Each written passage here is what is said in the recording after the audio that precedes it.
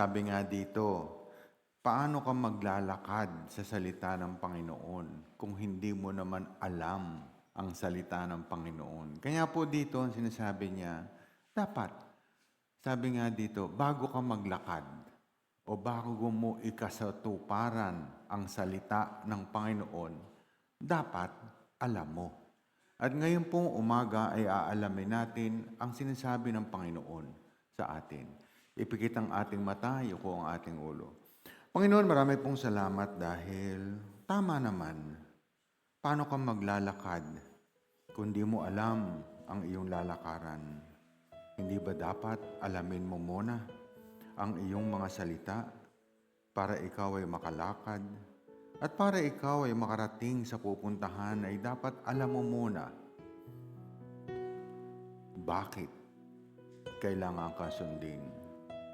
Panginoon, alam kong marami kang pangako sa amin at ikaw lang ang kami ang napinili mo, kami na mga bride ang nakakaalam ng iyong pangako. Dahil alam namin, Panginoon, ang pangako mo ay iyong tinutupad. Ang lahat na nakasulat ay iyong ginagawa. Dahil alam namin, ang lahat ng mga bagay ay tinuro mo na. Ang lahat ng mga bagay ay binuksan mo na.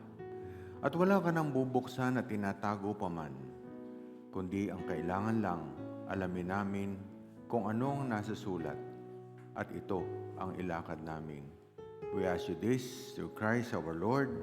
Amen and amen and amen. Palakpakan po natin ang Panginoon. Ayan. Ang sabi dito, napakaganda po ng background, di ba? Sabi nga dito, ang title natin, Knowing and Walking in the Word of God. Paano ka nga naman maglalakad kung hindi mo aalamin muna? Di ba? Sabi nga sa atin, dapat alam mo. Dapat yung tinuturo. Dapat nabasa mo na at dapat ginagawa mo. Kanya dito, marami po sa atin ginagawa ang mga bagay-bagay, pero hindi naiintindihan bakit ginagawa. Kanya nga dito po ang sinasabi niya, sabi nung isa, Pastor, sabi niya nagkamali ka yata. Bakit John 3:29, pero ang topic mo, 1 John 2:1. O yan. Sa mga hindi nakakaalam po, siyempre dito sa hanay ng ating Biblia, pareho pong John to. Pero ang nauna pong ginawa niya ay yung John muna at sa mga huling bahagi, ang ginawa na po niya ang 1 John, kanya may 1 John chapter 2, chapter 3, 2 John. At dito po, ang nangungusap po, sabi nga dito, ay isang apostol, di ba? The apostle. At ito, alam naman natin, si John ay isang tagasunod ni John the Baptist. Na dito po, sinabi, na nadinig ni apostle, di ba? Sabi nga dito, John the Apostle, nadinig niya, nasaksihan niya ang Panginoong Jesucristo during that time. At ang sinasabi niya, ang nagtatangkilik sa kasintahang babae ay ang kasintahang lalaki. Datapwat ang kaibigan ng kasintahang lalaki na nakatayo at nakikinig sa kanya ay nagagalak ng lubos dahil sa tinig ng kasintahang lalaki. Dito po ang tinutukoy niya. Ang kasintahan lalaki. Sino to? Jesus Christ. Ang kasintahang babae, tayo yun. Kanya dito, si John the Baptist, nung nadinig niya to, sabi niya, wow. Alam niyo ba, ang Panginoong Jesucristo na ating nobya ay may pangako sa atin? Di ba? Siyang Panginoong Jesucristo ay may pangako, kanya tayo lang ang nakakaintindi nito. Yung iba hindi naiintindihan to. Pero ang Panginoon at tayo mga bride, naiintindihan natin kung ano ang pangako ng Panginoong Jesucristo. Dahil ang Panginoong Jesucristo, alam natin na may langit at lupa at merong tinatawag na hell. Di ba? At dito, sabi niya, sinabi ng Panginoon na may langit. At ang pangako niya sa atin, lilisan ako sandali, pero I will prepare a place for you. Sabi niya dito. Kanya dito, naniniwala ba kayo sa Biblia? Naniniwala ba kayo na ang lahat nakasulat sa Biblia? Pero hindi lang natin binabasa. 'Di ba? Kanya dito, nang sinasabi niya to, sabi niya dito, alam nyo, pag kinakasal, meron tinatawag na, ano tawag doon? Pag nagsasalita pareho yung lalaki at saka babae, ano tawag? Wedding vows. At dito po, nung habang nagsasalita ang Panginoong Jesucristo sa kanyang mga bride, ang Panginoong Jesucristo ay nangako. Diba? Karamihan ng pangako pagka mga wedding vows, ano sabi? Ano mga nadidinig nyo? I will be faithful to you. Wow! Kanya dito, sabi nga dito, pag nakikinig ka ng mga wedding vows, sabi niya dito, magsasama tayo sa hirap at ginhawa. Alam mo, kahit ako lalaki, every time I attended yung mga marriage, pag nakakadinig na ako ng wedding vows, para ay, ang sarap.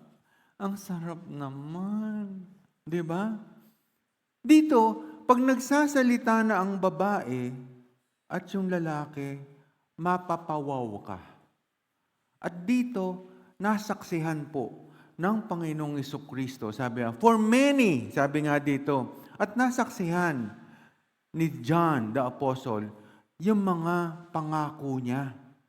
Pangako ng Panginoong Kristo sa mga nagmamahal sa Kanya. 'Di ba? At ganito din ang sinabi ng Panginoong Kristo sa mga mahal niya, sa kanyang nobya. Sabi niya gano'n, wala na akong iibigin kundi ikaw. Bibigyan kita ng akin, kumbaga magsasama tayo, poproteksyonan kita, gagawin ko lahat ang dapat kong gawin sa iyo dahil mahal na mahal kita. Kanya si John the Baptist, nung nadinig niya to, ang sabi ni John the Baptist, wow. Kanya dito ang sabi niya, ang kasintahan, sabi nga dito, nung nakita niya to, kita mo sabi niya, datapwat ang kaibigan ng kasintahang lalaki, ang tinutukoy niya dito ay si John the Baptist na nakatayo sa nakikinig sa kanya ay nagalak ng lubos dahil sa tinig ng kasintahan lalaki. Ito ngang aking kaligayahan na naganap. Kanya si John the Baptist, nung nadinig niya to, wow. Sabi niya dito, nung ito po ay nadinig niya, sabi niya dito, he must increase. I must decrease. Siya ay kinakailangang itaas. At ako ay kailangan bumaba. Alam natin na si John the Baptist ay mas matanda ng 6 na buwan kay Jesucristo. At si John the Baptist ay naunang, kumbaga prophet, sabi nga dito, naunang mga ngaral. At ang Panginoong Jesucristo ay dumadating, pero nung nadinig niya to, nung nadinig niya ang Panginoong Jesucristo, sabi niya, ito na. Siya na yung Mesayas. Siya na yung talagang tagapagligtas. Kanya nga dito, sa atin po, kung minsan, sabi nga dito sa mga kinakasal, for many, the size of the wedding is not meaning of the commitment. Minsan, yung iba, paramihan eh. Ilan ang bisita mo? 200, 300, 500. The commitment already feels decided. Sabi niya, pag marami kang bisita, mas marami, mas maganda, at yung commitment parang totoong-totoo. Kung minsan naman, ang dinidetermine sa atin po, di ba? Sa atin. Kung minsan, the more na marami kang handa, the more na in grande, the more successful ang wedding. Hindi po. Alam mo, ang Panginoong Jesucristo, simple lang. Walang handa, magpa-bless ka sa Kanya, na tinatanggap mo ang iyong asawa, tinatanggap mo ang kabiyak, hindi paramihan. And the reason, sabi nga dito, hindi paramihan ng handa at hindi rin paramihan ng bisita. Ano sabi niya dito? The moment si John the Baptist nadinig na to, He must increase, but I must decrease. Ano sabi niya? Ako ay magpapakumbaba dahil siya ay dumating na. At sa ating pong mag-asawa, napaka-importante ng pagpapakumbaba. Di ba? Ang mensahe ng Panginoon Jesucristo, ang pananampalataya ay pakikinig at pagpakumbaba. Kanya nga dito, inahantulad tayo sa isang bride. Inahantulad tayo sa isang nobya, na pag nobya ay mahal na mahal mo, nagpapakumbaba ka. Alam mo, pag mahal mo pa, lagi ang sige, bahala ka. Di ba? Nakapansin niyo yun? Pag nagmamahalan pa yung dalawa, nadidinig nyo, pag naumating kayo o sumama kayo sa kanilang pagsasama, Han, gusto ko to. Sasabihin ng lalaki, o sige, bahala ka. Pag sasabihin naman ng babae, ng lalaki, Han, pwede ba to? You're the boss. Susundin kita. Pero pag nag-aaway na, buwisit ka? Suggest ka na suggest? Puro palpak naman? Dito, ipinapaliwanag ng Panginoon ang paggalang. Diba? Ang pagbibigay. At sa ating pong buhay at sa mga nararanasan natin ngayon, sa ating mundo, meron pa bang pagbibigayan? Meron pa bang pagtanggap sa Panginoon? Kanya nga dito ang sinasabi niya, alam mo, sabi nga dito, naniniwala pa ba kayo sa God's internal sovereignty? Marami pa bang nagpapasakop sa Panginoon? O sa salita na lang? Di ba? Sabi nga dito, marami pa ba nagpapasakop? Di ba ngayon, pag binato ka ng bato, Brother Harry, ano babato mo? Uy, fake.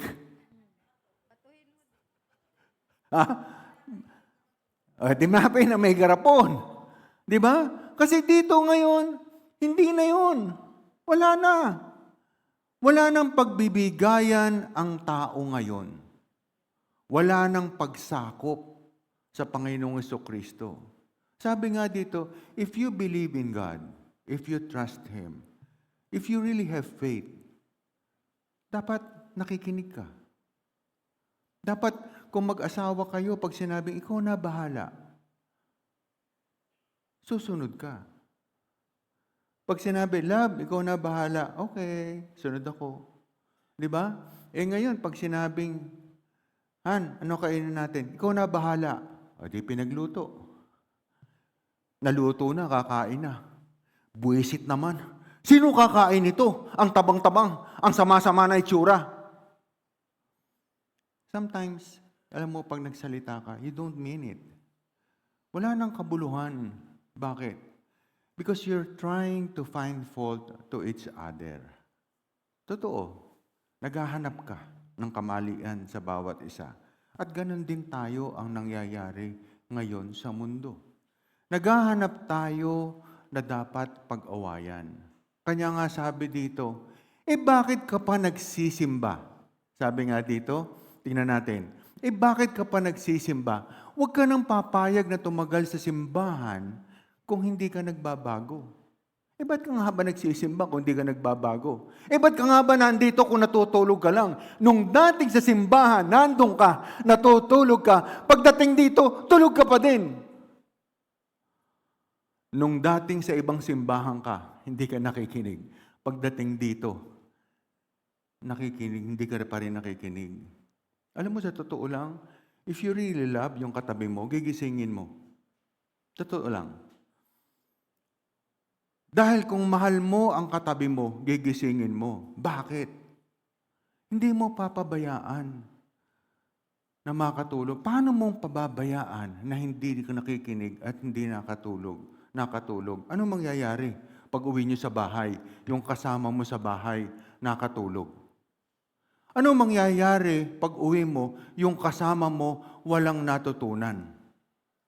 Do you think magkakasundo kayo? Do you think meron kayong pagkakaisa? Wala. Kahit na anong mangyari, wala kayong pagkakasundo because you allow the person beside you. Tapos mag-uusap kayo. Paano ako makikipag-usap sa kanya kung walang natutunan?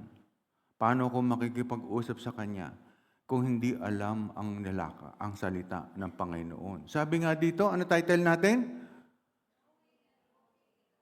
Knowing and walking in the Word of God. Paano kang lalakad kung hindi mo naman alam kung saan pupunta?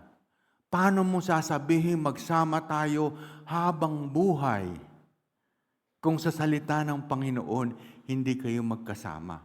Paano mong sasabihin na huwag tayong mag-away kung ang kasama mo hindi nakikinig?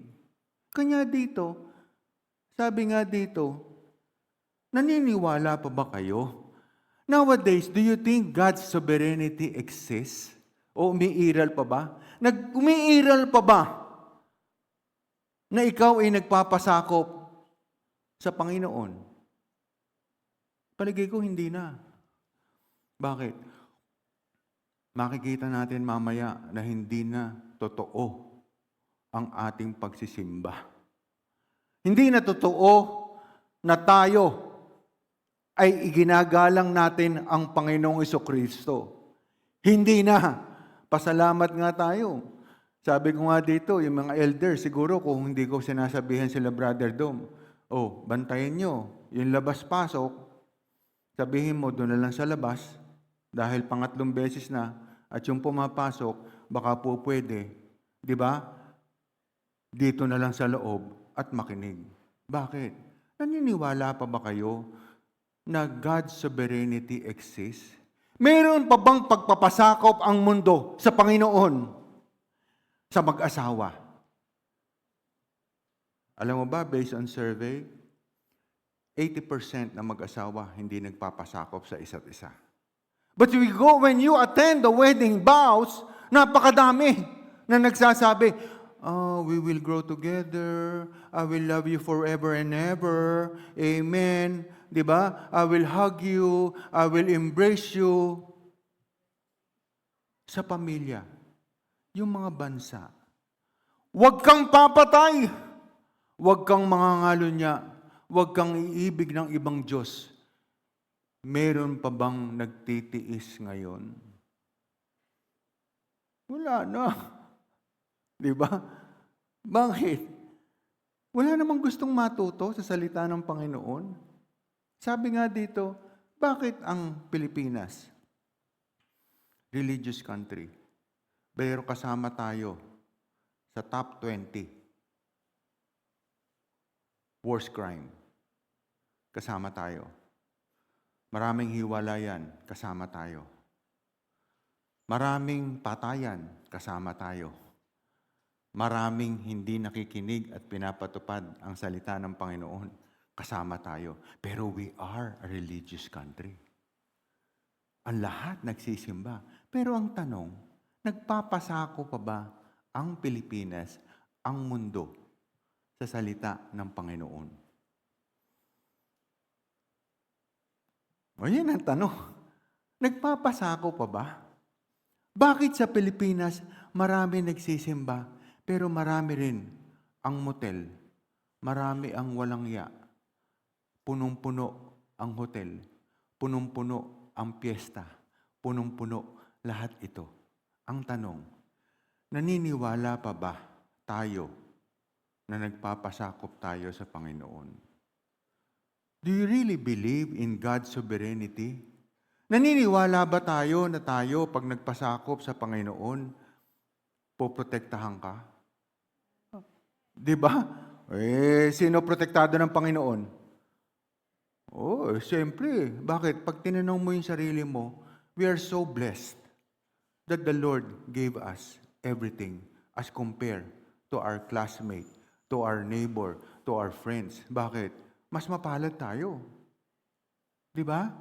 Kaya we are really thankful dahil kung titignan mo, you are blessed. Naniniwala tayo na tayo dapat magsimba? Naniniwala tayo na dapat kahit paano nakikinig tayo, naniniwala tayo that there's heaven and there's hell, naniniwala tayo na pagka ikaw ay hindi nananampalataya, the sword. Diba? Ang mga sakit pupunta sa'yo. Kaya tayo nag-iingat. Bakit tayo nagsisimba? Bakit tayo nakikinig? Dahil ang gusto ng Panginoon, iiwas niya tayo sa kamalian. The reason why we are in the church, para iwas tayo sa sakit, iwas tayo sa kapahamakan. Kanya ngayon, pagka ikaw nagsisimba, hindi ka nakikinig, at dumating ang kapanahunan ng kapighatian sa iyong sarili, you deserve it! I can easily say that you deserve it. Ang lahat ng nangyayari sa iyo, deserve mo. Bakit? Wala kang takot? Wala kang pananampalataya? Hindi ka nakikinig? Because you deserve the sword of God. Kanya dito sa atin, pwede mong sabihin, sige, sabihin mo, Lord, I don't deserve the sword. Ha? Totoo? Bakit? Tanungin kita, ano naintindihan mo sa preaching? Anong memory verse kung hindi mo man kabisado? Hindi mo nga kabisado, pero sabihin mo kung ano natutunan mo. Pinaghahalo-halo na. Di ba? Kaya nga pag tinanong, lalaki? Di ba? Pasakop ka sa asawa mo. Babae? Mahalin mo ang asawa mo. Ha? O, timo, yung iba, baligtad. Yung iba, tama. Bakit? Dahil hindi nakikinig. Kaya dito, naniniwala pa ba kayo sa pagpapasakop sa Panginoon? Ako, tingin ko, marami na ang hindi nagpapasakop sa Panginoon. Bakit? Sa Pilipinas alone, marami ang gumagawa ng kamalian. Marami ang gumagawa na hindi paggalang sa Panginoon. At kung ikaw ay ginagalang mo ang Panginoon, dapat ikaw ginagawa mo ang tama. Ginagawa mo lahat. Ang hindi, alam mo ang kamalian at yung kaaya-aya sa Panginoon. Diba? Kanya nga dito sabi niya, katulad po ni Joseph, sabi niya, dahil siya po ay naniniwala sa Panginoon. At the age of 13 years old, binenta siya. 17 years siya naglingkod, nakatulong. Alam nyo, lahat ng mga bata, pag binenta mo o binigay mo sa tita, binigay mo sa tito, binigay mo sa iyong mga kapatid, ano gagawin ng mga kapatid? Ano yung Sister Pe? Gagawing katulong. Totoo. Nakakaawa ang mga bata. Di ba? Oo, ako na mag-aalaga dyan. Pero pagdating ng bata, mag-urong ka,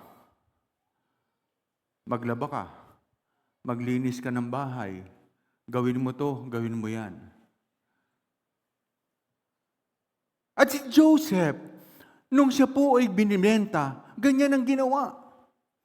Inakap niya ang pagiging katulong, inakap niya lahat ng alila, at hindi siya umangal. Pero sa atin po, ang tao ngayon, utusan mo lang. Ano ginagawa? Ha? Sumusunod.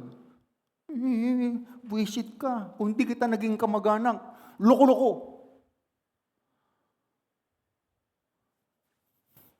Hayop talaga. Diba? Umangal. Pero si Joseph, I'm just really trying to be honest and realistic of what's going on. Tanong, bakit po mo ipamimigay ang anak mo? Bakit hahayaan mong iba ang magpalaki kung anak mo? At si Joseph, ganyan na nangyari. He was sold. He was persecuted. Bakit? Pinamigay siya. Binenta siya. Ginawa siyang katulong. May mali? Palagay ko hindi. May mali dahil yung ama niya, pinabayaan siya. Yung mga kapatid niya, pinabayaan sila lang. At nung ito po si Joseph ay binenta at siya ay malaking-malaki na, sa kanyang kasipagan, nagustuhan siya nung asawa ni Potiphar.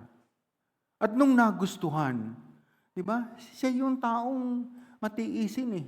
Alam mo yung mga nagtitiis, wala na po nagtitiis ngayon eh. Lagi. Sa bawat pagtitiis, may pagganti. Laging pag nagtitiis, gagantihan ka. Bihira na ang nagtitiis at nagsisikap. At dito po habang ginagawa ni Joseph, siyempre, di ba, pag masipag ka, binubuhat mo lahat, malaki katawan mo. At nagustuhan siya. Kanya siya nagustuhan ng Panginoon. Bakit?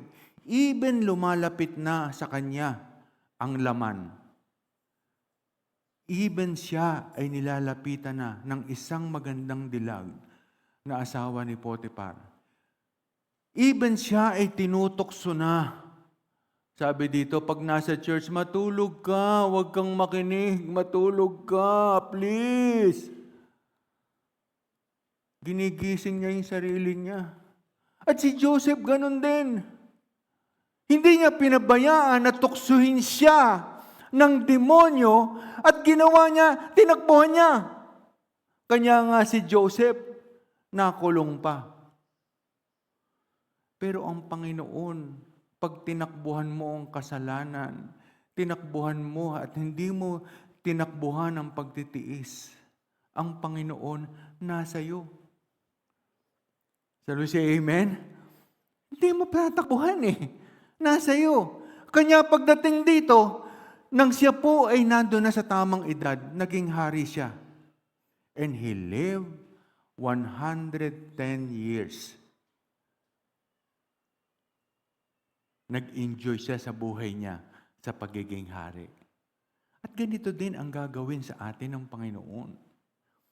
Pag inakap mo ang kahirapan, pag inakap mo ang pagtitiis, pag inakap mo ang kaapihan, di ba? Mamahalin ka ng Panginoon, bibigyan ka ng mga bagay na mas higit pa sa iyong dinadalasal at dinadala. Naniniwala ba kayo do? Pagka ang tao nagtiis, pag ang tao nagpaapi, pag ang tao gumawa ng tama, bibiyayaan ng Panginoon. Shall we say amen? Di ba? Bakit? Totoo ba to? Totoo po yan. Kanya nga dito, yung example po na ni Joseph, ano po learnings natin? In this world, life is not that easy. May gera, 100 na ang diesel, di ba? May sa susunod na mga buwan, may bagyo. Sa susunod na buwan, may earthquake. Sa susunod na buwan, sa araw-araw, may competition, di ba? Sa negosyo, sa trabaho. Hindi lang sa negosyo to. Minsan, kasama mo na sa trabaho, may competition pa din eh. Ilalaglag ka pa. Di ba? Sabi nga dito, sa mga kakapatid, may competition din. Minsan, akala mo, gagawaan ka pala ng masama. Sabi nga dito, kanya minsan, alam mo, the people, meron lang ako napanood kahapon, sometimes the people who will say, I love you. I love you. I love you. Alam mo ba? That's the person who will betray you. That's the person who will betray you. Kanya dito po, pagka ikaw pinagsasabihan ng I love you, mahal na mahal kita, pinupuri ka, ginagawa sa iyo ang pagtaas. Sometimes, ito pa ang nakakalungkot dahil siya pa mismo ang gagawa ng hindi maganda sa iyo. Di ba? Kanya dito, sa pamumuhay po natin ngayon, punong-puno tayo sa mundo.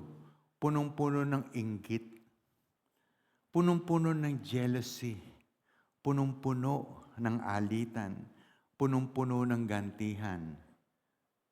At ang mga bride, dahil alam natin ay protektado tayo ng Panginoon, dahil tayo ay nagpapasakop sa Panginoon, nakikinig tayo. Dinadama natin ang linggo. Hindi natin pinababayaan ang linggo na wala tayong natututunan. Hindi natin pinababayaan ang Sunday natin.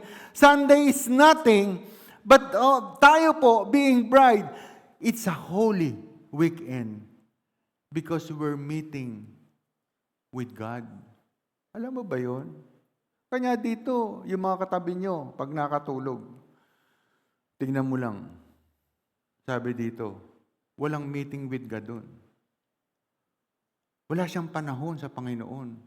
At pag nakita mo to, believe me, when we go out in the church, sabi nga dito, makikita mo ang nilalakaran niya at nilalakaran natin magkaiba. Di ba? Ang paniniwala niya at paniniwala natin magkaiba. Bakit? Sabi nga dito, tayo po takot sa Panginoon. Sila, hindi takot. Tama ba yon? When you're in the church, dapat pasakop ka.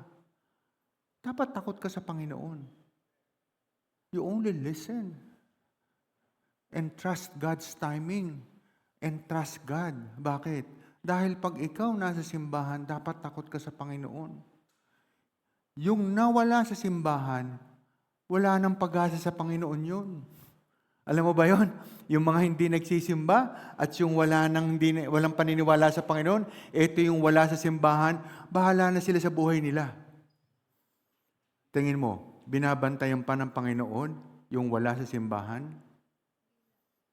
Hindi na. Kanya ang binabantayan ng Panginoon, yung nasa simbahan lang. At yung nasa simbahan, kung hindi ka pa nakikinig, wala sa iyo ang Panginoon, paglabas mo. Bakit? Hindi ka makakaiwas. Makakaiwas ka. Hindi ka makakaiwas sa manloloko at manglilinlang. Bakit? God will not protect you. He will not guide you and He will not protect you from evil person, from evil spirit. Dahil ikaw, wala sa iyo ang Panginoon. Kanya dito, sabi dito ni John, the Apostle, ang sabi niya, I'm writing you these things. Ayan, ang liwanag, oh. Sinusulat ko to para huwag na kayong magkasala. Sinusulat ko to para huwag kayong lapitan ng mga manloloko. Sinusulat ko ito para hindi kayo maloko. Sinusulat ko ito para kayo ay matuto. Sinusulat ko ito para maging inyong gabay. Kanya dito ang sinasabi niya, sinusulat niya. Kanya nga dito ang sinasabi niya, ignorance of the law is not an excuse. Alam mo ba yung pag ignorante ka sa batas? Hindi excuses no one. At ignorance in the Bible is not an excuse. Ignorance of the law. Ignorance in the Bible excuses no one. Bakit? Sa ibang church, nagsimba ka. Sa atin, nagsimba ka. Sa ibang church, nagtuturo din. Iglesia ni Cristo, at kung Catholic, nagtuturo din. Pero, ba't makikita mo yung nananampalataya sa iba? Kokonti lang ang nagkakasala. May nagkakasala, pero kokonti lang. Bakit dun sa iba? Marami nagsisimba.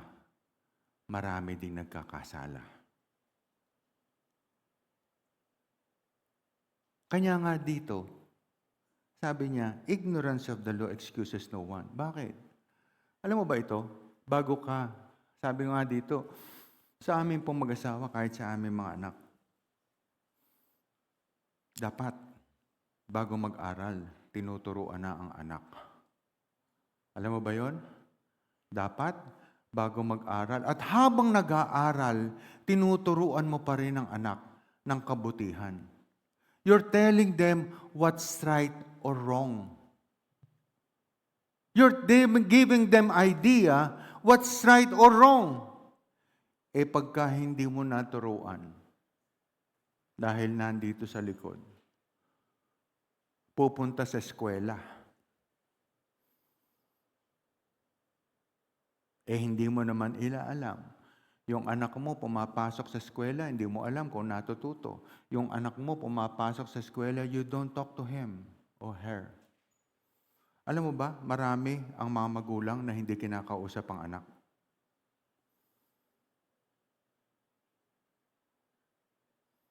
They don't want to know what's going on. Pero ang law at ang Bible, kahit saan ka nag-aaral, tinuturo. Thou shalt not kill. 10 Commandments. Do not love other than God. Another other God before me. Lahat yan tinuturo. Pagdating sa kolehiyo, lahat tinuturo yan. At pagdating dito, pag wala kang natutunan during nung time na nag-aaral ka, dahil mangmang ka, pagdating dito sa pagtatrabaho ka, wala ka rin katinuan sa pagtatrabaho. Bakit? Magnanakaw ka pa din. Because you don't know the Bible nung nag-aaral ka. At pagdating dito, habang kayo ay nagmi-meeting sa opisina, wala ka natututunan. Because bakit? Pinalaki ka. Pinalaki ka na hindi ka nakikinig.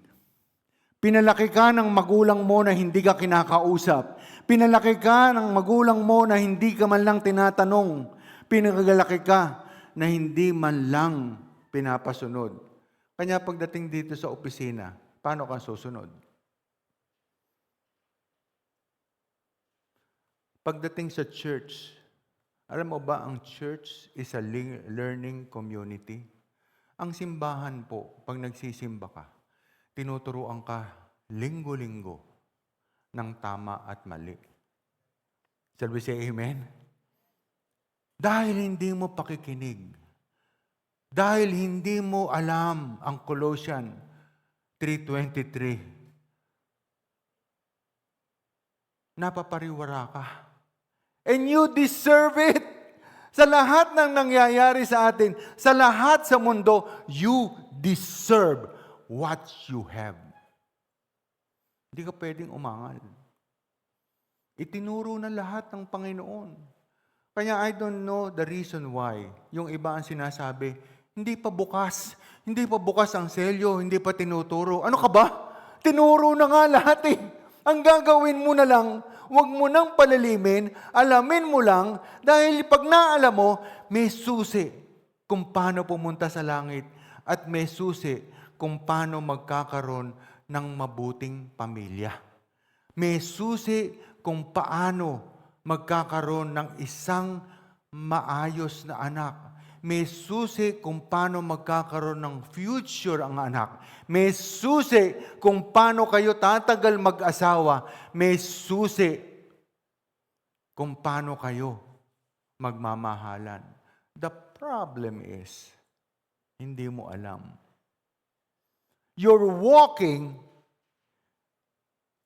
in the Word of God, pero you don't know where you're going.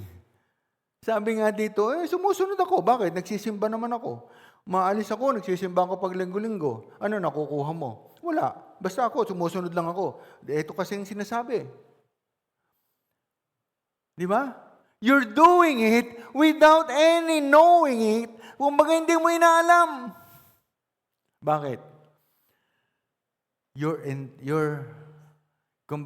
the church, but you're entirely sleeping. Totoo yun. Merong magagaling na rin, dilat ang mata, pero wala sa isip ang pagsisimba. Alam niyo ba yun? Maraming ganon. Dilat ang mata. Kinukurot ang sarili. Pero ang iniisip, iba.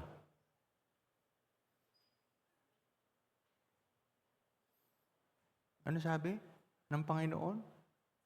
Kung alam mo, sabi nga ni Jesus Christ kay Peter sa mga apostol, can you be here na huwag kayong matulog? Magdadasal lang ako for 1 hour. Di ba ganun ang sabi ng Panginoon? Pwede ba? Peter, John, huwag kayong matulog. Magdadasal lang ako sa Panginoon. Kung alam mo tong verse na to, matatakot ka. Bakit? Dahil alam mo, ang lahat ng hindi nakikinig sa Kanya, may kaparusahan. Di ba? May kaparusahan. Di ba? Kanya dito, sinasabi ko dito, matakot ka. Bakit? Ano sabi ng Panginoon? Sabi niya dito, sapagkat tayo kanyang gawa na nilalang kay Kristo Jesus para sa mabuting gawa na mga inihanda ng Diyos ng una upang siyaan ng ating lakaran. Ginawa tayo ng Panginoon. God created us dahil para sa mabuting gawa. Alam mo, tayo, simulat sa Paul, ginawa niya tayo para may magsimba. Ginawa na tayo ng Panginoon para makinig sa Kanya. At alam ko, nung habang tayo ay espiritu pa at nasa langit, lagi tayong pinagsasabihan ng Panginoon. Siguro, nung tayo, espiritu pa, dahil angel tayo. Oh, you will have your mother and father. Love your mother and father. Diba? Obey your parents. Diba? Oh, hindi naman natin alam kung sino yung mga magulang natin eh. Di ba? Dahil tayo, pinadala tayo ng Panginoon. Ang sinabi lang niya, obey your parents. Obey your mother and father. Mother and father will take care of you. Really? The way you take care of me?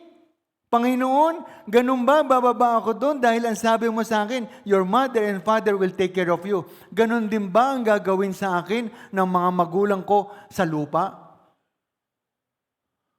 Hindi siguro. Tiya, hindi na sumagot sa Panginoon. No. You go. Don't ask any question. Bakit? Alam niya na hindi mo aalagaan siya. Kanya ang mga magulang, binigyan ng anak. Ang kaligayahan nila, sandali lang. Alam mo, kawawa eh. Yung mga bata, pagka true na humingi sila, from the very beginning, mahal nila. Pero pag ang bata, gawa sa kamalian, sanggol pa lang, ginugutom na. Sanggol pa lang, iniisip na kung kanino ibibigay. Sanggol pa lang, hindi na inaalagaan. Kanya ang mga bata, alam mo, even though they're angel, bakit, sa tingin mo, bakit sinasabi ng Panginoon na mahal niya ang mga bata? Ha? Walang kasalanan. Dahil yung magulang nila, hindi sila mahal. Pinapalakas ang loob ng mga kabataan. Don't worry. I love you very much. Ano sabi niya? 365. Diba?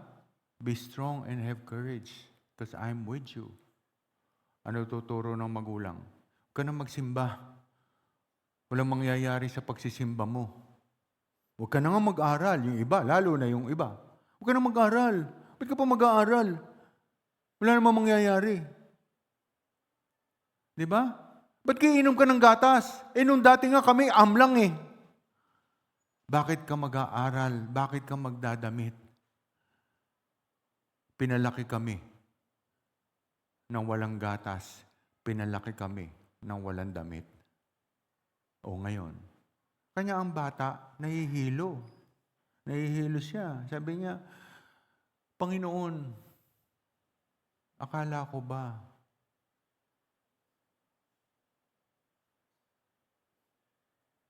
mamahalin ako?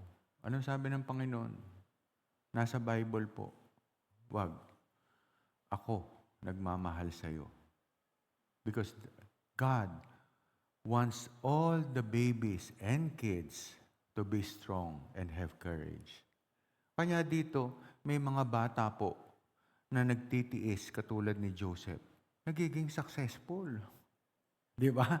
May mga bata nagtitiis pero maganda buhay. May mga bata na pagka tumanda, maayos na buhay. Bakit? Because they know the Bible. They read the Bible. At pinanghahawakan nila ang pangako ng Panginoon na mahal sila. Shall we say amen? Kanya dito, sinabi ng Panginoon, ginawa kita sa mabuting gawa para gumawa ka ng kabutihan. Kanya nga dito, sabi niya dito, ano sabi dito? Wherefore, remember, that ye being in time past Gentiles in the flesh, who are called uncircumcision by that which is called the circumcision is the flesh of my hand. Sabi niya dito, kanya po sa atin po, from the time immemorial, kay Adam and Eve pa lang, pinakita na niya ang pagmamahal niya kay Adam and Eve. Pero si Adam and Eve hindi nakinig eh. Jesus turned kay Peter din. Pinagsasabihin niya si Peter.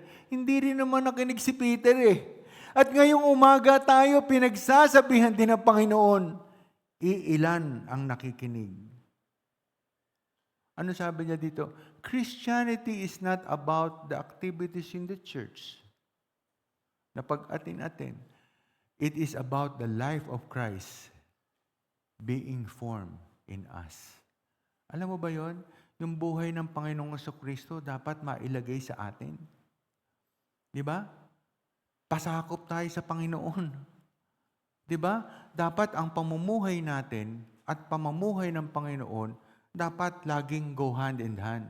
E paano? Papapako ba ako sa krus? Hindi niya sinabi na magpapako ka sa krus. Hindi niya sinabi na magluhod-luhod ka. Hindi niya sinabi na paduguin mo ang kamay mo o paduguin mo ang iyong katawan. Ang sinasabi lang niya, sumunod ka. Ipamuhay mo ang buhay ko. Kanya nga dito, sabi niya, nasusulat ba, sabi nga dito, tingnan mo, nasusulat ba sa Bible ang nangyayari sa atin? Hindi. Sarado pa Biblia. Wala pa. Hindi pa sarado libro. Meron pa siyang hindi nabubuksan. Ano ka ba? Binuksan na niya eh. Meron ka ba bang itatago sa Panginoon na hindi niya alam at hindi pa niya sinabi? As I trying to analyze or read the Bible, itong mensahe na to, minsan nagugulo ko, Sister Pe. Sabi ko, ba't ganun? Yung 54, nag-diesel, ginawa niyang 100. Sino pa mabubuhay pag ginawa niya ang diesel, 150? Bakit ganun? Yung itlog, ginawa niyang doble ang presyo ng isang tray. Bakit ganun? Yung pamasahe, tinaasan na niya ng 3 piso, hindi pa man tinataasan. Bakit ganon? Bigla na lang inatake. Diba? Sabi niya dito, bakit na lang inatake ang Iran at Amerika?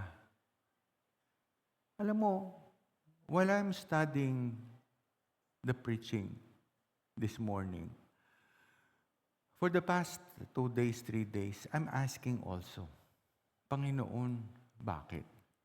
Ito ba ay nasusulat sa Biblia? Yan ang mga tanong eh. Ito ba ay nasusulat sa Biblia? At dito ko napatunayan na ang Biblia is true. Nung ito po ay habang nag-a-analyze ako at habang nagdadasal ako, kung ito ba ay nasusulat, totoo po pala. Alam mo, sabi sa Jeremiah, ano sabi niya? Basahin natin. At aking ilalagay ang aking luklukan sa ilang At aking lilipulin mula roon ang hari at mga prinsipe, sabi ng Panginoon. Amen. At mangyayari sa mga huling araw na aking ibabalik ang pagkabihag ng ilang, sabi ng Panginoon. Amen. Sabi ko, hindi ko makita sa Bible. Hindi ko makita. Siyempre, wala ka namang kikitaan. Sino pinakamabilis? Sino mga kumpare natin na pwede magturo? Sino ba yung ilam? Saan ba yung ilam? Ano ba to? And when you search yung ilam, makikita mo, is a southern western part of Iran. Sabi dito, yung palang ilam, before drawing conclusion, we must first understand the Bible actually says. First, Elam was Asian kingdom east of Babylon. Ano ibig sabihin? Sa southern part of Iran. Located in what is today the southern part of Iran, particularly around Susa, Shuban, in the reign of Kushestan. Grabe, Sister Pe. Nung nakita ko ngayon to, kinilabutan ako. Itong nangyari ngayon ay nakasulat sa Biblia na mayroong hari na mamamatay. 10 ng kaniyang mga kasama. Ano sabi niya dito? Particular dun sa mga areas na nagbobombahan ngayon, nakasulat sa Biblia. Alam mo, sabi ko nga buti na lang si Lord. I thank you, Lord. Alam mo, nung nabasa ko to, lalo ako nagdasal sa Kanya, Lord, thank you. Thank you, Lord, dahil nandito ako sa Pilipinas. Di ba? Buti na lang. Hindi naging matangos ang ilong ko. Hindi ako balbasarado. Dahil kung hindi, baka yung mga magulang ko nandun. Pwede bang mangyari yon? Doon ka dalhin at yun ang gawin ng mga magulang mo? Isa doon sa southwestern part of Iran na nandun. Kanya, we are blessed. Alam niyo kung bakit? Di bali na yung tatay ko nandito sa Pilipinas, malayo ako doon. Ito ang nagpapatunay, believe it or not, kung ano-ano pa ang pinipreach. Ako, nung nakita ko to, hindi ako magpipreach ng iba ngayon. Isa ako sa magpapatotoo na ang Biblia ay totoo. Na ang lahat ng nangyayari. And I believe now that there is heaven and hell na meron kang pupuntahan if you don't believe in Him. Dito ako natakot. Bakit? Isa-isa na pinapatunayan ng Panginoon ang nasusulat sa Biblia na pinapakita sa atin. Some of the preacher do not say these things. Bakit? Paulit-ulit lang sila. Politiko na dinidiscuss. Yung iba, napakalalim. Bakit hindi tayo maniwala na ang lahat nasusulat sa Biblia at sinasabi na ng Panginoon kung paano pumunta sa langit at kung sino ang hindi makakapunta sa kalangitan. Because if you do not listen to the Word of God, if you do not do it, you're not entitled to heaven. And you're not entitled to His protection. Alam mo ba yon? Hindi ka entitled sa protection niya. Kanya dito, pag ikaw, hindi ka protektado ng Panginoon, kabisado mo na, tanong mo lang, Saan ka nagsisimba? Ay, hindi naman ako doon nagsisimba sa inyo. Okay. Saan ka nagsisimba? Kasama niyo ako. Nagsimba ako ng linggo Tanungin mo pa ng pangatlo, ano pinrich yung linggo? Ayan lang. Hindi ko natindihan. Hindi ko nadinig. Panunuorin ko muna sa video. Mamaya babalikan kita. Do you think you are entitled of His protection? Entitled ka ba sa proteksyon ng Panginoon? Are you entitled to be called believer of Christ? Tingin ko, malapit ka sa sword. Hindi ka malayo. Bakit? Dahil hindi mo kilala ang Panginoon at ang kanyang mga salita. Hindi mo kilala ang Panginoon at ang kanyang mga turo. Because you're thinking na ikaw mayroon pang sasabihin ng Panginoon sa end of this world. Ano ka ba?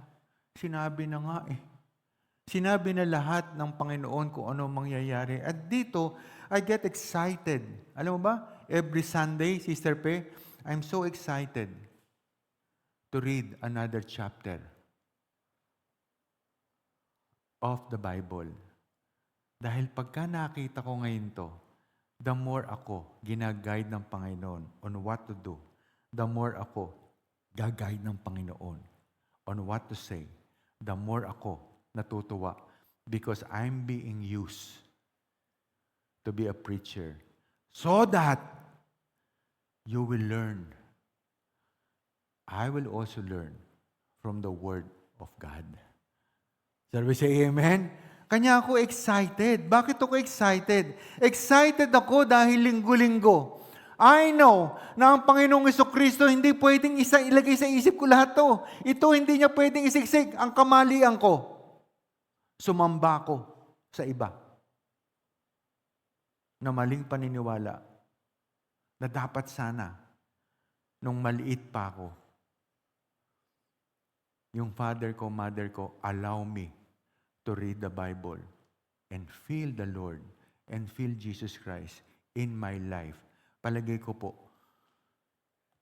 kanya lang, wala ako dito.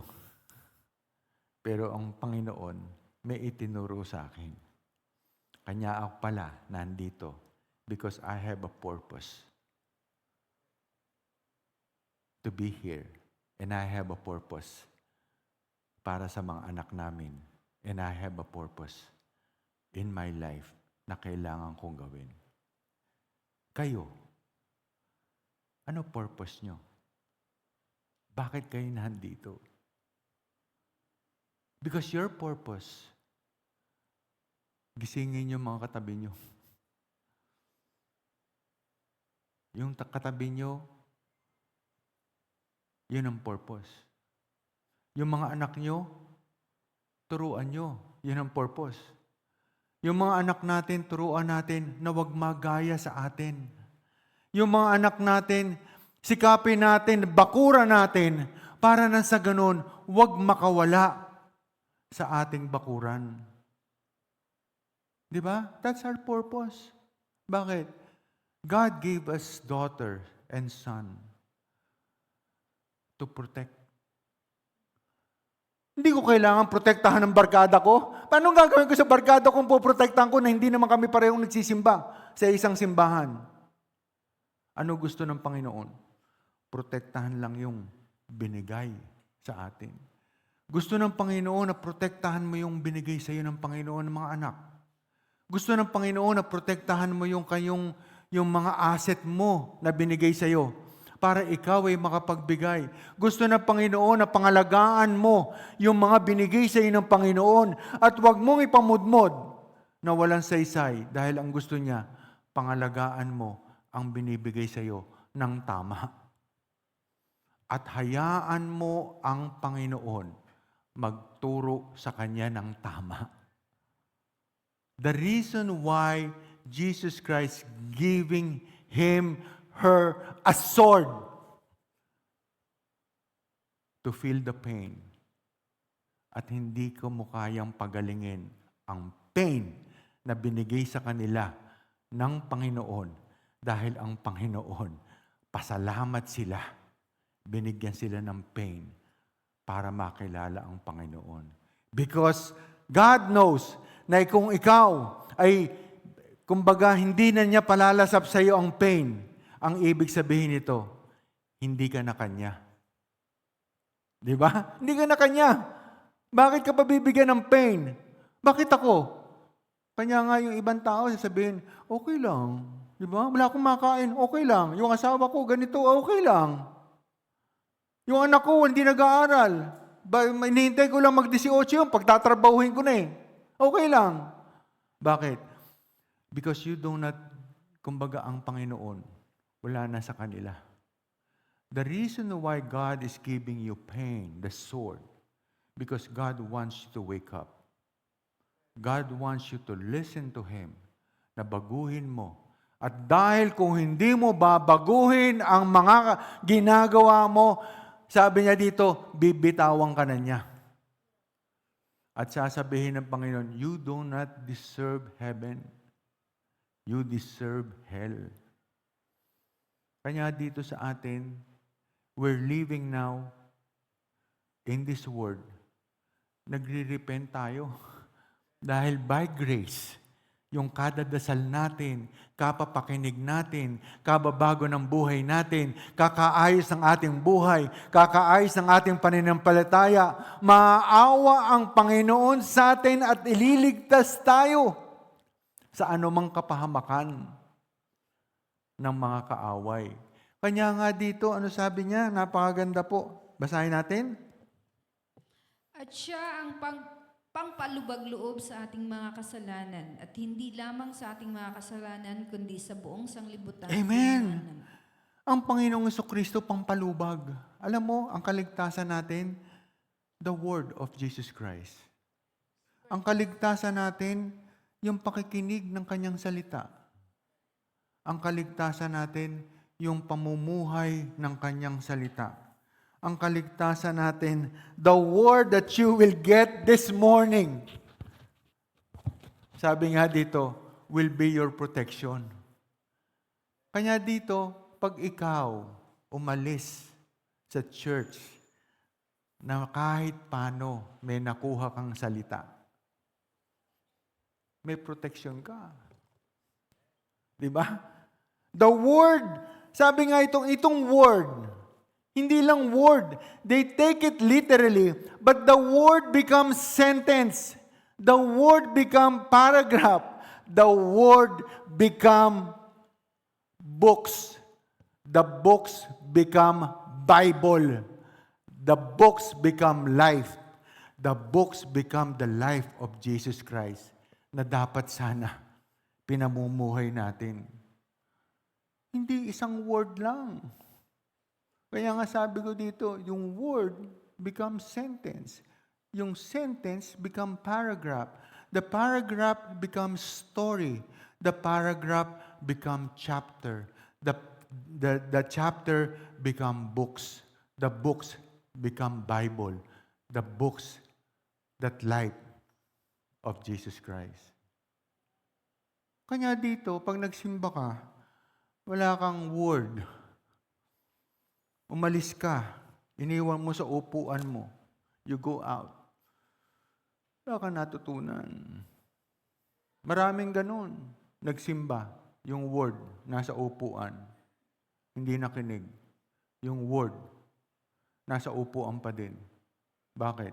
Nakatulugan, hindi nakinig. Paano kang poproteksyonan kung wala kang naalala linggo-linggo sa word? Kaya dito ang sinasabi niya, ang salita, ang pagpalubag loob ng kasalanan, the sin that we have in our blood, tagus po yan. Una, alam niyo ba ang kasalanan? Alam mong mali, pero ginawa mo. Pangalawa, mali na. Tuloy-tuloy po ka pa. Hindi ka pa nagsisisi. Mali na, pero pinamumuhay mo. And this morning, ang gusto ng Panginoon, pwede ba? Before it's too late, na mapunta ka sa heaven, ipamuhay mo na ang pagsisisi. Humingi ka ng kapatawaran. At kung ano man ang buhay mo ngayon, hingi mo lang ng kapatawaran. Pagbibigyan ka ng Panginoon sa iyong kasalanan.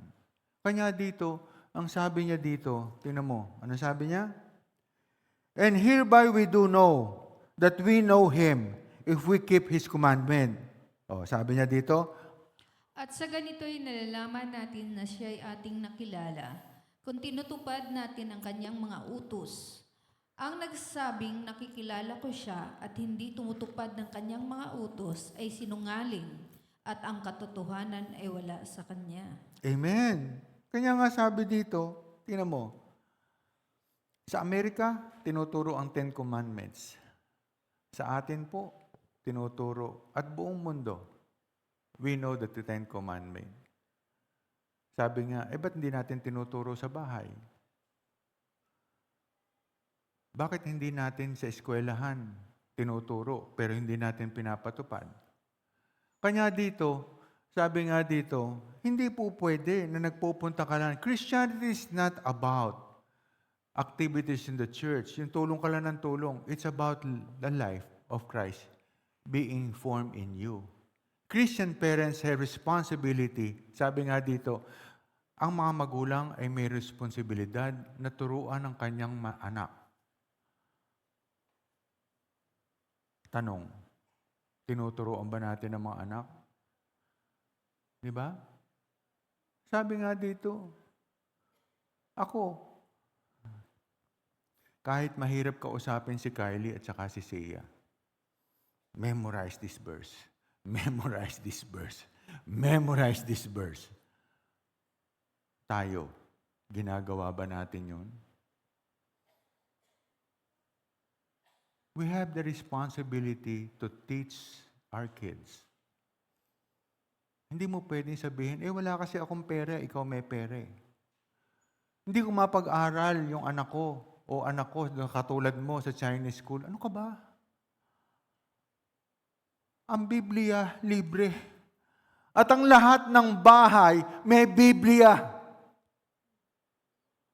At ang lahat ng turo, nasa Biblia. Ang tanong, who opened the Bible at home? Oh. Lahat nagaganyanan. Ewan ko sa'yo. Who opened the Bible at home? Sister Pe? Sino pa? Sister Ami? Yan. Brother Jesse? Brother Harry? Napaka-importante. At kung ikaw man ay walang Biblia, sino may cellphone? Sino may Biblia sa cellphone? Tanong, how many times do you open the Bible? Ano sis? Araw-araw, very good. O sino nag-o-open minsan sa isang buwan? Huwag magsisinungaling. Sino nag-o-open minsan sa isang taon? Kanya nga dito, makikita mo, sabi ko nga dito, yung Pilipinas, who's the capital of text? Yung nagte-text sa buong mundo. Pilipinas! Pilipinas! Sino ang pinakamarami sa buong mundo nag-o-open ng YouTube? Pilipinas! Pilipinas! Sino ang number 1 nag-o-open ng Facebook? Pilipinas! Pilipinas! Kaya tanong mo sila Bill Gates, sila yung lahat. Number 1 consumer, yung number 1 buyer ng cellphone, Pilipinas. Yung growth, ganon. Bakit? Hindi pa naluluma cellphone. Bili na ng bili. Pero tanungin mo, sino ang nagbubukas ng Bible sa cellphone. Hindi mo masabing Pilipinas eh. Kasi hindi kasama sa history na nag-o-open ng Bible ang Pilipinas. Sabi nga, Brother Jesse, nung naano ko yun, sabi ko, hindi ako papayag. Pag searchin mo, kahit anong angulo, wala yung Pilipinas eh. Nakakalungkot. Bakit? Pag searchin mo, wala ang number 1. Pero sa kalokohan, ang Pilipino, number 1. Di ba nakakalungkot? Sabi nga dito, buti na lang ang Panginoon. Tinitignan pa rin tayo. Bakit? Dahil sa atin po, marami rin nako-convert na maging Kristiyano. Nowadays, si marami rin nako-convert. Umaalis dun sa marami, nagpupunta sa Christian. Because they know that Christianity also, not only activities, but living in the life of Christ, you will be saved. Shall we say amen? Kanya nga dito ang sinasabi po, basahin natin. At alalahanin kayong may mga pulang titik na Biblia, ito ay kulay pula, ito ay ang mga salita na sinasabi mismo ni Jesus. Kaya't makatitiyak tayo na ito ay magiging tulad ng kanyang sinabi. Amen. Kanya nga doon sa Bible, alam niyo yung Bible, pag medyo bold letter, tsaka pula, talagang tinuturo na eh. Pag merong red marks doon, ibig sabihin, kung nababasa mo, ako hindi ko alam yun eh. Pero lately, nalalaman ko na Brother Harry, pagka yung pula, si Jesus Christ mismo ang nagsabi. Sabi niya dito, ang langit, Ang langit at lupa ay lilipas, ngunit sa kanyang salita ay hindi magkukulang. Amen. Kanya ang Panginoon po, ngayon ko nakita, ang lahat ng nangyayari, nandito. Ang realization po ng buhay natin, nandito. At ang ating kaligtasan, nandito. Sige, patuloy natin. Ngayon ay magbabasa tayo mula sa ika-14 na talata ng ika-14 na kabanata. Kung hingit kayo ng anuman ng aking pangalan, gagawin ko. Napakagandang pangako. Kung mahal mo ako, tutuparin mo ang aking mga utos. At ako'y magdasal sa Ama at kayo'y bibigyan niya ng isa pang mang-aaliw upang siya'y manahan sa inyo ng magpakailanman. Maging ang espiritu ng katotohanan na hindi matatanggap ng sanglibutan sapagkat hindi ito nakikita, nababasa, pero hindi isinapuso. Nagsimba pero hindi nakinig, tinuro sa school pero hindi nakita o pinamumuhay ng mga magulang nila. Tama ba yun? Amen. Ano sabi dito? May turo. Every Sunday may turo sa bawat church. Pero, hindi pinamumuhay, hindi pinakikinggan, hindi inaayos. Hindi nakikita kasi hindi nagbabasa. Hindi nararamdaman kasi dahil walang nabasa. Ang sabi nga dito, para saan pa? Alam nyo, yung gera. War is a never-lasting solution to any problem. Ano ba yung gera? Wala naman talagang mananalo eh. Sabi nga dito, bakit? War may be sometimes be necessary evil. Totoo yun.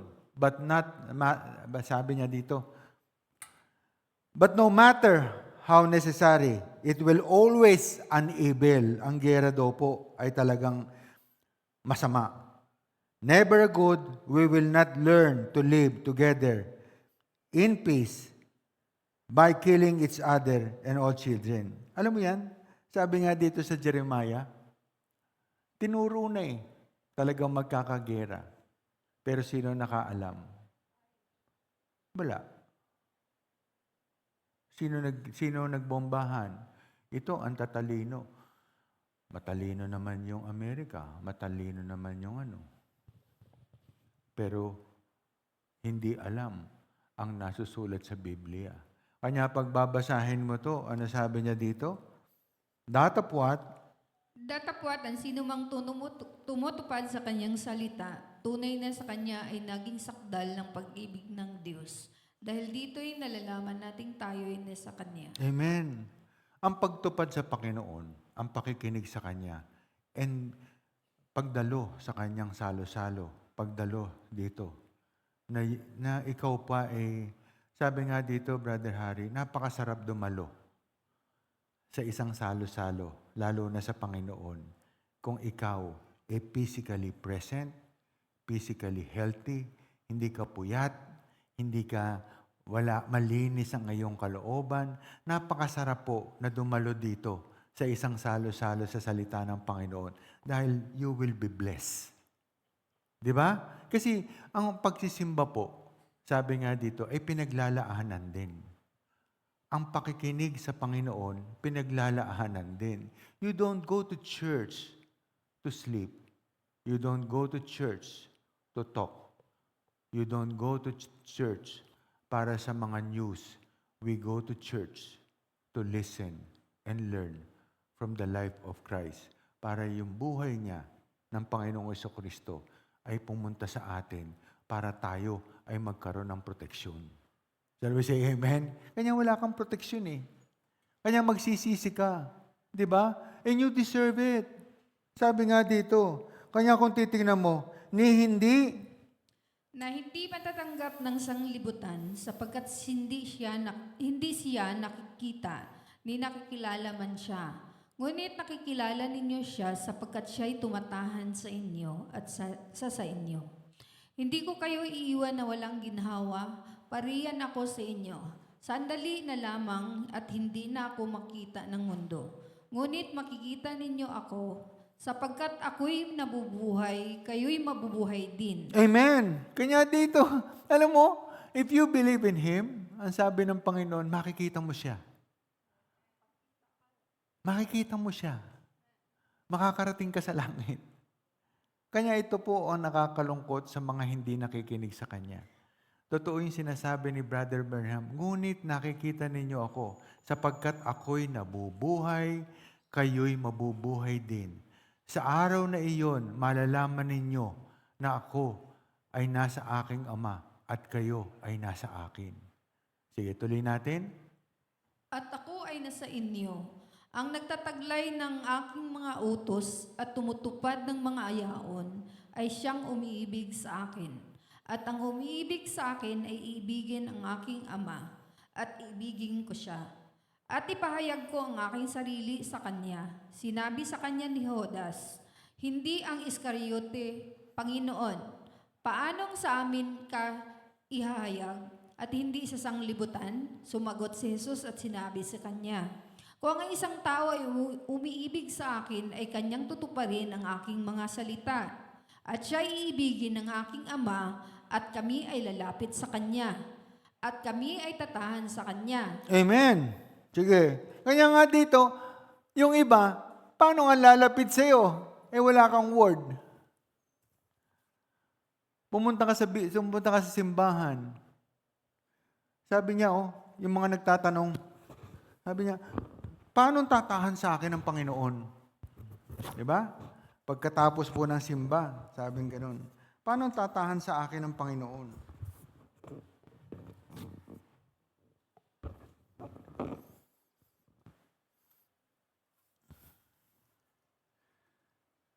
Paano ko malalaman na umiibig ako ay iniibig ng Panginoon?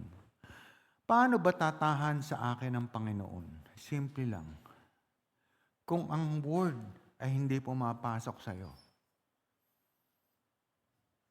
at hindi natitira sa'yo, hindi ka niya iniibig at hindi mo rin siya iniibig. Dahil ang umiibig sa Kanya, naaalala ang word, pinamumuhay ang word. Ang word ay inuuwi sa Kanyang tahanan. Ang word ay sinasama sa Kanyang trabaho. Ang Word ay sinasama sa kanyang pagdadrive. Ang Word ay sinasama sa kanyang pagdadaldal.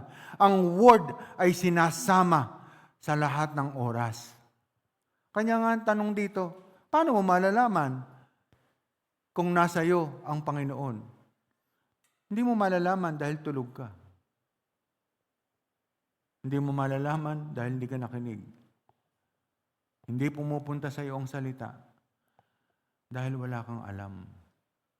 Kaya dito, nalalaman mo na, kanya nga sabi dito, pagpatuloy natin, Siya Siya ay nagsabi na siya ay magdarasal sa Ama na magpapadala ng isa pang mang-aaliw na kasama nila ang mga alagad.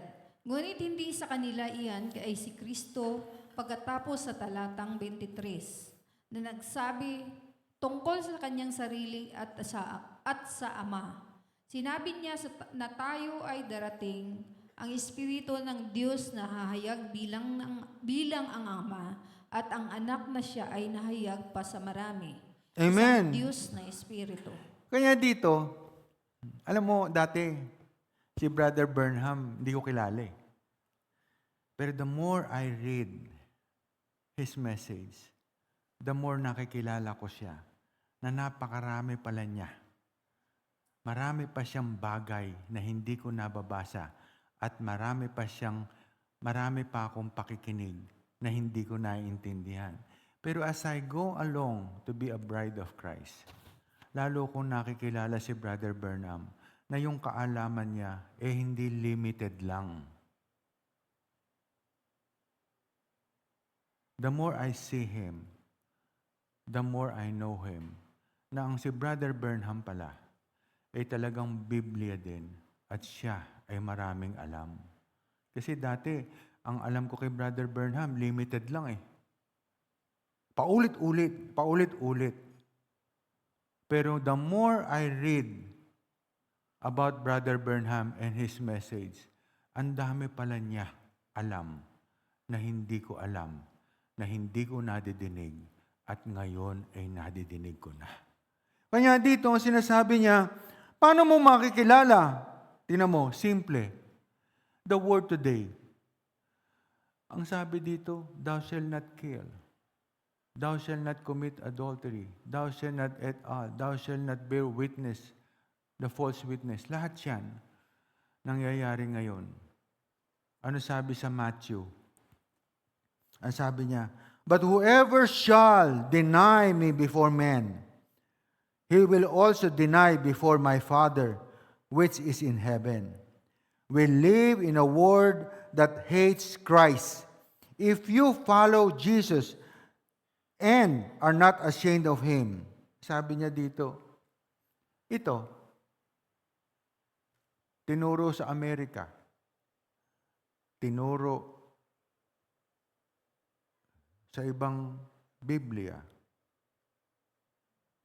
Ngayon, tanungin ko kayo, paano kang papatay kung tinuro? Paano mong papatayin ang kapwa mo kung alam mo na sinabi ng Panginoon, thou shalt not kill? Ay, hindi. Binobomba ko lang yung iba. May nadamay eh. Di ba? Ay, hindi. Chinichismis ko lang naman yung Hindi naman ako naninira. Chinichismis ko lang. Di ba? Pinapatay mo na din. Bakit mo i-chismis? Hindi mo, meron ba nag-chismis ng sarili? Tanungin ko kayo. Meron ba chinismis na sarili? Wala. Marami, chinichismis yung iba. Pinapatay yung iba dahil sa chismis. Ano sabi niya? And I will call for the sword against him. Ano sabi ng chismis? Ano sabi? Thou shalt not bear false witness against thy neighbor.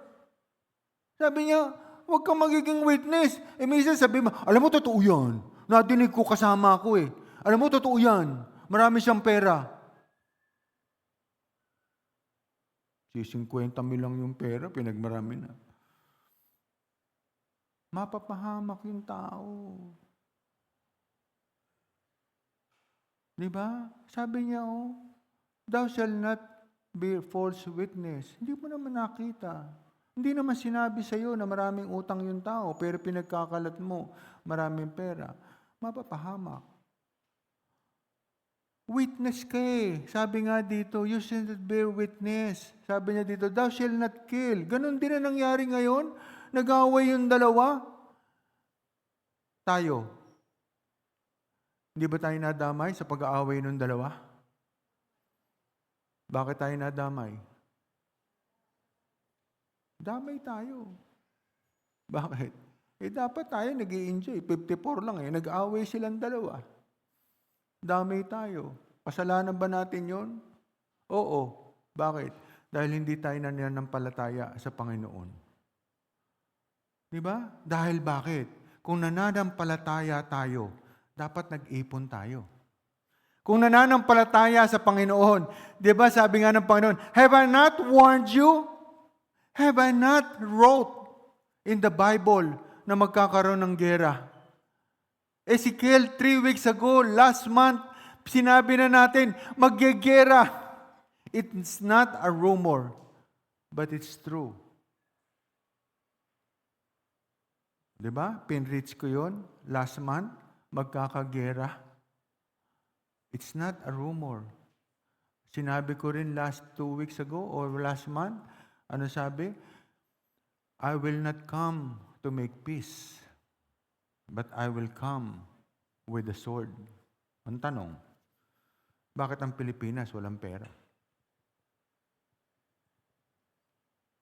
Kung tayo, religious country, di ba dapat napaghandaan natin?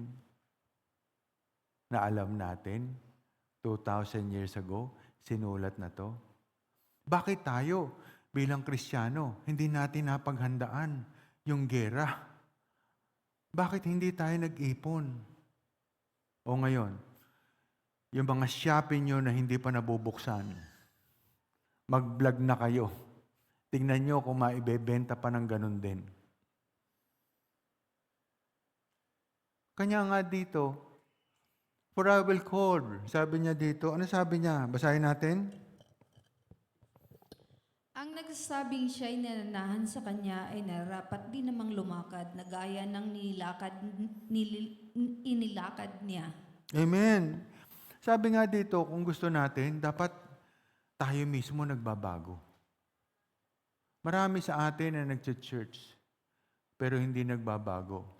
Marami sa atin, punta ng punta sa church, pero walang ipon. Marami sa atin, nagpupunta sa church. Wala na. Kanya nga sabi dito, pag titingnan mo, Mga minamahal, wala akong isinusulat sa inyo na anumang bagong utos, kundi dating utos na sa inyo buhat ng pasimula.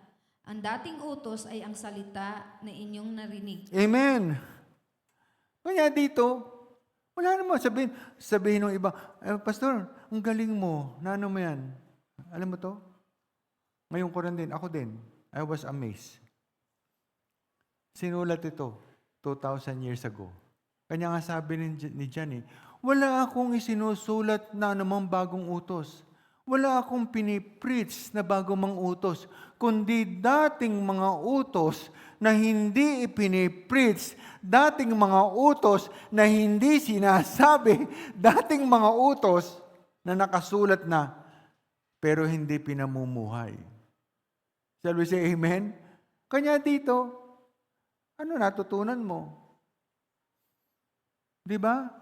Kanya nga dito, pag tinignan mo, muli, Isang bagong utos ang isinulat ko sa inyo. Bagay na tunay sa kanya at sa inyo, sapagkat ang kadiliman ay lumilipas at ang tunay na ilaw ay lumiliwanag na. Amen. Kanya dito, alam mo, sabi ko nga, yun na-experience namin mag-asawa. I don't know if I will just sharing it to you. Marami kayo naman na-experience na mali sa aming buhay. Marami kaming na-experience, na turo, na binabago namin. At ito ay itinuturo namin ngayon sa aming mga anak kung ano yung mga natutunan namin. Kasi we want to make our life responsible to our kids. Dahil ang unang-una po na pag-aalaga sa ating anak, dapat magulang muna. Dapat tamang pananampalataya ng magulang. Tama. Dapat tayo mismo ang pinababago. Talagang pinapagalitan natin. Hindi po pwede. Kaya sa amin, kahit anak namin, hindi namin pwedeng hindi pagalitan. Sinasabi namin mali. Sinasabi namin tong mali.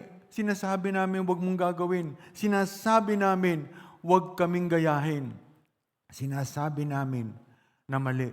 Dahil ang gusto namin sa mga anak namin, maitama na namin ang mga pagkakamali kung ano man ang ginagawa namin noon. Kayo, ano itinuturo nyo sa anak? Kayo, ano sinasabi nyo sa mga anak nyo? Kayo, anong ginagawa nyo? Kaya nga sabi namin sa aming mga anak, I have the control. Bakit? Dahil hanggang kayo nasa pamahay namin, we have the control of your life. Kanya kami, ano guidance namin? Ang guide lang namin ay yung salita ng Panginoon, knowing and walking in the Word of God. Kanya dito, ang sinasabi natin, alamin mo. Bakit? Ano ituturo mo kung hindi mo alam ang Biblia? Ano ilalakad mo kung hindi mo ituturo ang natutunan mo? At kung natutunan mo na mali, abay, dapat sabihin mo na sa anak mo. Bakit? Palagay ko, tayo po mismo ay papatawarin ng Panginoon kung sasabihin mo na mali at matuto sa'yo. Kanya ako, hindi ko sinasabi. Hindi ko tinatago. Diba? Hindi ko tinatago na marami ni kagusto. Pero ang mali, pinatulang ko. Sabihin kong ganon. Kahit yung anak kong lalaki. Sabi ko, anak, because you're successful, marami magkakagusto sa'yo. Doktor ka, marami kang pera, graduate ka sa school, nakakaiba. People will not believe you that we don't have money. But I want you to you tell everybody na nandun ka sa sitwasyon na wala kang pera. At sabihin mo sa kanila, I don't want to follow my dad's footstep. Bakit? Dahil maraming nagkagusto, pinatulan. At dito, sabi ko, nakabayad na ako kay Lord dahil ikaw, pinagbago kita. Di ba? Sasabihin ko. Bakit hindi ko sasabihin? Because I don't want my kids to experience the same sin that I experience. Bakit? Dahil alam ko, walang kapatawaran sa Panginoon pagka inulit-ulit niya. Kaya ako sasabihin ko, kayo, sasabihin nyo ba ang tinatago nyo? Di ba? Being a Christian, sabi nga dito, you need to tell the truth. And truth will set you free. Pero hindi naman sinasabi na kung ano man ang sitwasyon mo ngayon, wasakin mo na.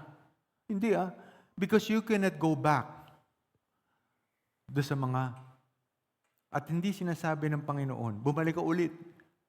Bumalik ka ulit doon sa mga ex, bulakalik mo ulit. Gano'n ka, ano sinasabi dito? Kung ano man na meron ka ngayon, tinanggap kita.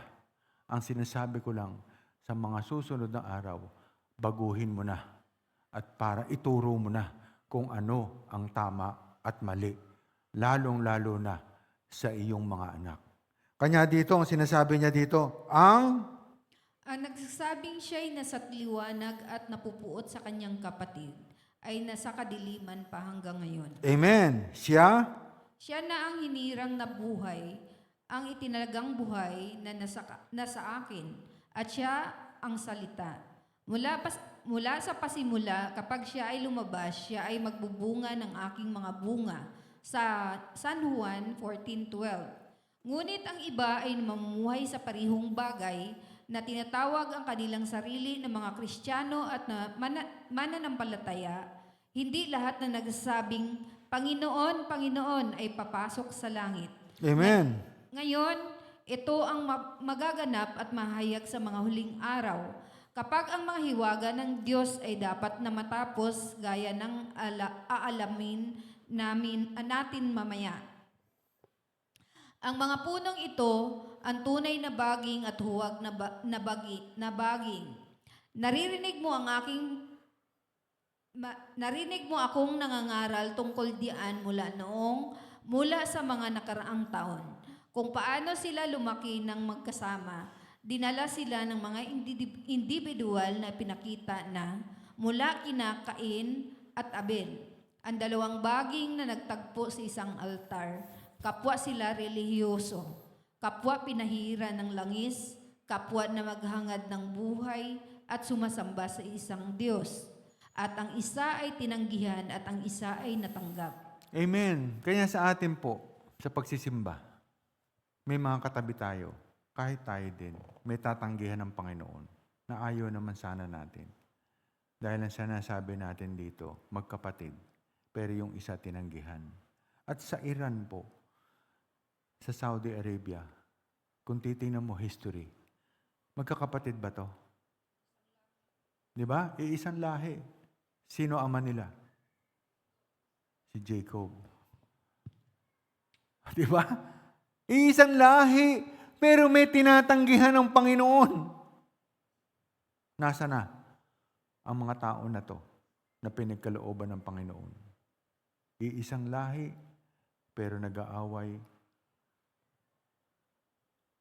hindi dinidinig at pinamuhay yung kanilang ama. Alam mo yon? Ang nakakalungkot dito, si Jacob mismo, na kanilang ama. Hindi nila iginalang. Yung kanilang ama mismo, na mahal ng Panginoon, nalimutan na nila. At marami sa atin na nalilimutan ang Panginoon sa ating pamumuhay. Kaya ngayong umaga, binabalikan natin ang biyaya ng Panginoon dahil alam natin ang Panginoon ay papasok lang sa atin kung tayo ay pinapayagan natin na ang Panginoon ay pumasok sa atin. Sabi say amen? Tayo po ngayon tumayo at magpasalamat sa Panginoon. Panginoon, marami pong salamat dahil naintindihan namin ngayon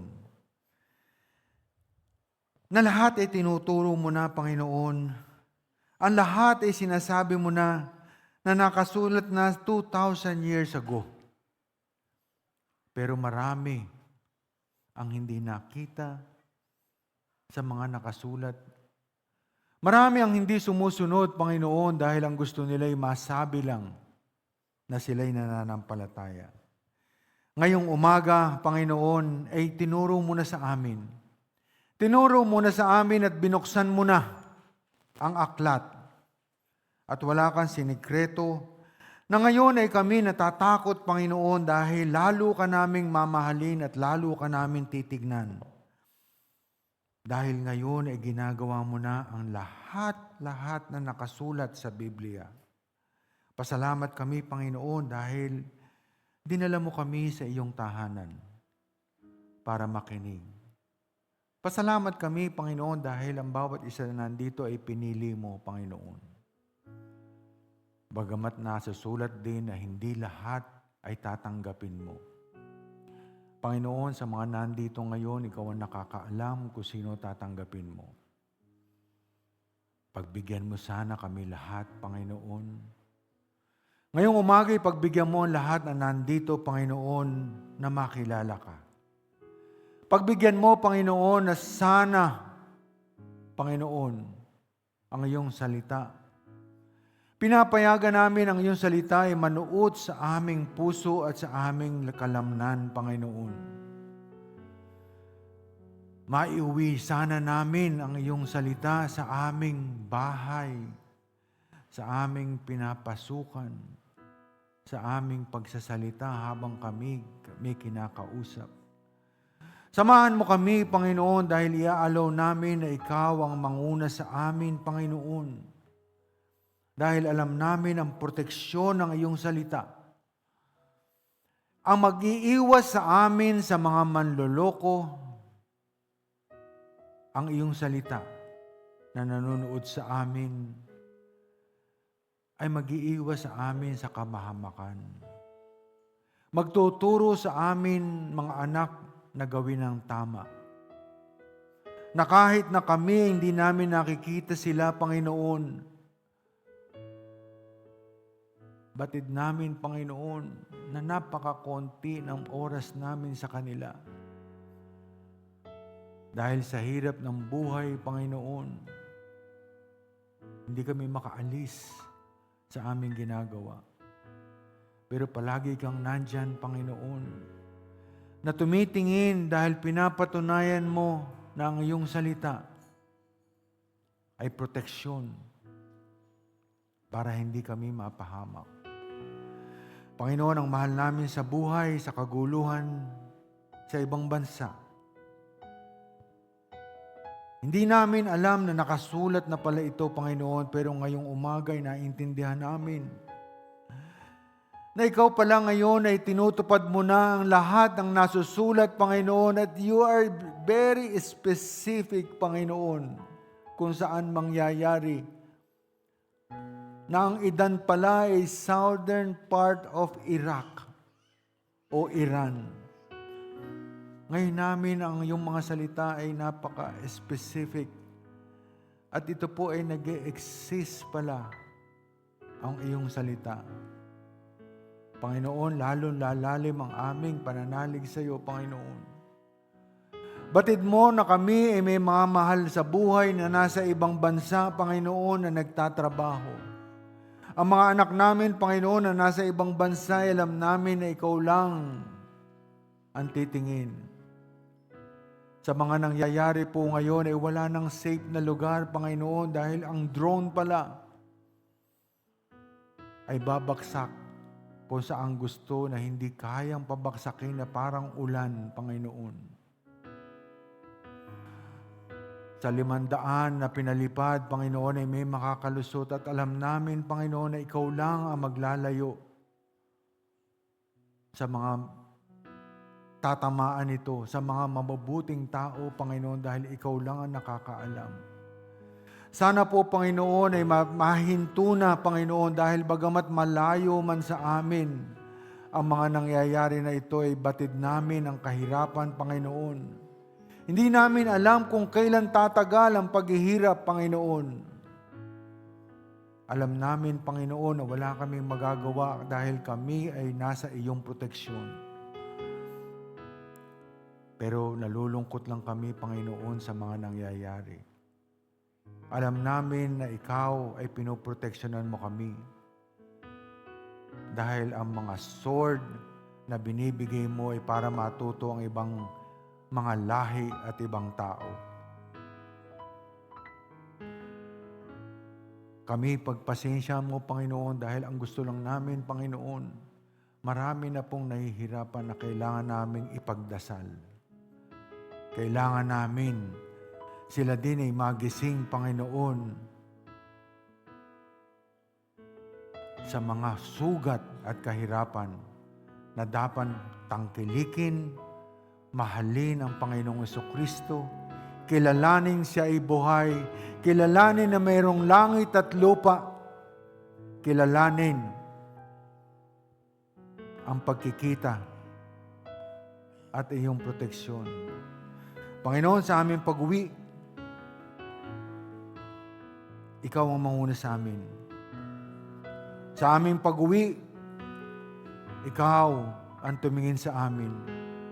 Dahil hindi namin kayang ipagdasal ang hindi naniniwala sa iyo, Panginoon. Hindi namin kayang isalba ang mga hindi naniniwala sa iyo. Ang amin na lang pong daing ay ang aming mga mahal sa buhay na nandito ngayon, ang mga kasama namin na empleyado, Panginoon, na mga driver, pahinante at lahat na namamasukan na naming nakakasalamuha ay lagi mong tignan. Gusto namin sila na makilala ka, Panginoon. Dahil pag nakilala ka, ang lahat ay iyong didinggin. Ang lahat ay iyong tutulungan. Sa aming pag-uwi, Panginoon, dala namin ang iyong salita na magagabay sa amin. At ang bawat isa sa amin ay umaasa sa iyong proteksyon. Dahil alam namin, Panginoon, ikaw ang gabay, ikaw ang direksyon ng aming buhay. We ask you this through Christ our Lord. Amen and amen and amen. Yan. Palakpakan po natin ating Panginoon. Ang ating pong huling awit ay May galak, may saya sa piling ng Diyos. Amen. Hallelujah. Kumayan po natin ang bawat isa habang tayo ay umawit ng may galak, may saya, may tuwa sa piling ng Diyos. Amen.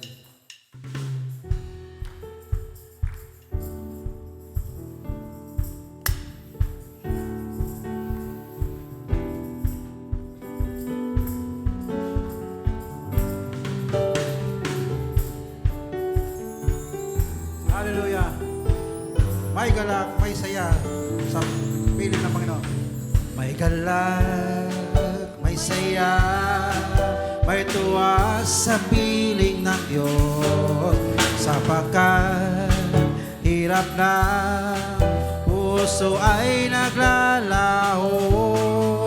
May awit, may sayaw at papuri para sa Diyos. Nahatid ng puso, pinagpala niya ang lubos. Handog niya ay kapayapaan, handog niya ay kagalakan, handog niya ay kalakasan sa bawat pusong napapagal. Kaya't ang awit ng papuri, awit ng pasasalamat, at ang awit ng pagsamba. Para kanino? Para lang sa Kanya. Hallelujah. Galak, may saya, may tuwa sa piling ng Diyos. Sapagkat hirap ng puso ay naglalaho. May awit, may sayaw, at papuri para sa Diyos.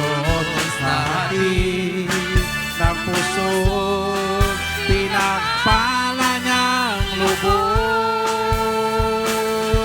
Handog niya ay kapayapaan, handog niya ay kagalakan, handog niya ay kalakasan sa bawat pusong napapagal. Kaya't ang awit ng papuri at awit ng pasasalamat at ang awit ng pagsamba ay para lang sa Kanya. Handog niya ay kapayapaan, handog niya ay kagalakan, handog niya ay kalakasan sa bawat pusong napapagal. Kaya't ang awit ng papuri, awit ng pasasalamat, at ang awit ng pagsamba ay para lang sa Kanya. At ang awit ng pagsamba ay para lang sa Kanya. Hallelujah! Purihin ang Panginoon. Amen. Salamat mga kapatid. And God bless sa ating lahat. Amen.